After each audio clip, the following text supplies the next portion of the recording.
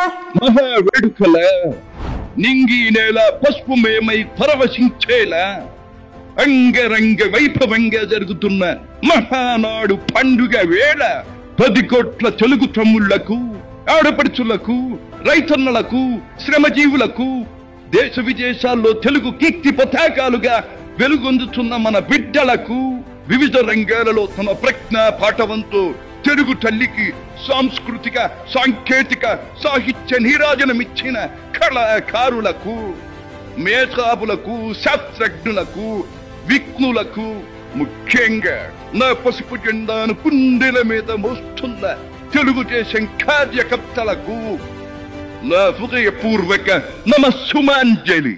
సరిగ్గా 43 ఏళ్లయింది నా తెలుగు వారి కోసం, నా తెలుగు జాతి ఆత్మ గౌరవం నిలపడం కోసం తెలుగుదేశం పార్టీ స్థాపించి.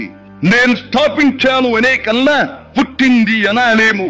ఎందుకంటే ఆనాడు కార్మికుడి చెమట నుంచి, కర్షకుల రక్తం నుంచి, చాడిత పీడిత ప్రజల బాధ నుంచి పుట్టింది తెలుగుదేశం.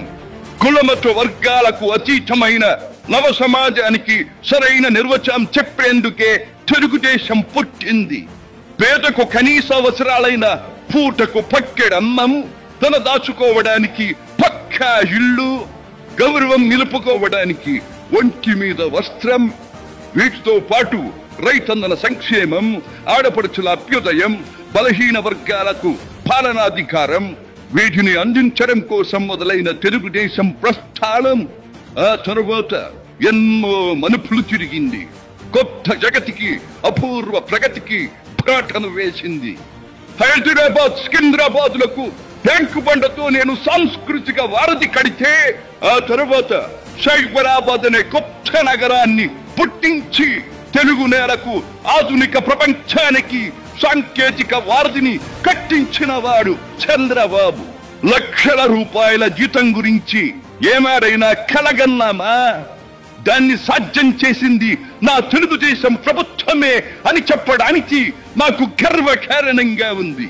డ్వాక్రా సంఘాలతో నా ఆడపడుచులు సాధించిన ఆర్థిక స్వాతంత్ర్యం చూసి నాకు సంతృప్తిగా ఉంది. గోదావరిని కృష్ణమ్మతో కలిపేటి ఎప్పుడో పోలవరం తెలుగు వారికి దేవుడిచ్చిన వరంగా రూపొందే శుభదినం ఎప్పుడో అని ఆనాడు నేను పలవరించాను. పట్టి సీమతో ఒకటి నెరవేరింది. పోలవరం పూర్తితో మరొకటి ఇంకా 2 ఏళ్లలో నెరవేరబోతోంది. రెక్కలు ముక్కలు చేసుకున్న డొక్క సగం నిండని పేద ప్రజానీకారికి ఇంత ఆదరవు కల్పించడానికే ఆనాడు కిలో 2 రూపాయల బియ్యం పథకం పెట్టాను. అటువంటిది P4 కార్యక్రమంతో పేదకు పేదరికం నుండి విముక్తిని కలిగించి బంగారు కుటుంబంగా తీర్చిదిద్దే చంద్రబాబు ప్రణాళిక అహో అద్భుతం, మహాద్భుతం.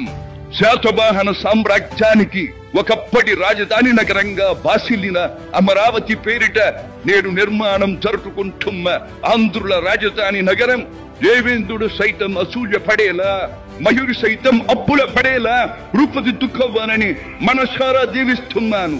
క్రమశిక్షణాపూరితమైన అభ్యుదయ సమాజ నిర్మాణ శక్తిగా యువతను మలచడం కోసం ఆనాడు నేను కలను కన్నాను.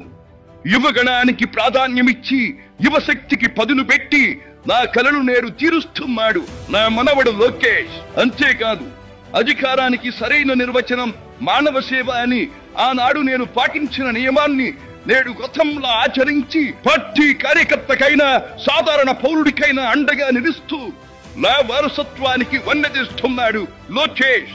గగన సీమ నుండి ఇది చూసి అయ్యా రే ఫలా ఫలా మనవడా ఫలా అని మురిసిపోతోంది నా మనస్సు. ఈ దేశం మనది, దేశ సమైక్యతే మా సిద్ధాంతం, మా రాష్ట్రాభివృద్ధే మా దేశాభివృద్ధే మా లక్ష్యం అంటూ ఆనాడు నిత్యం నినదించేవాడి.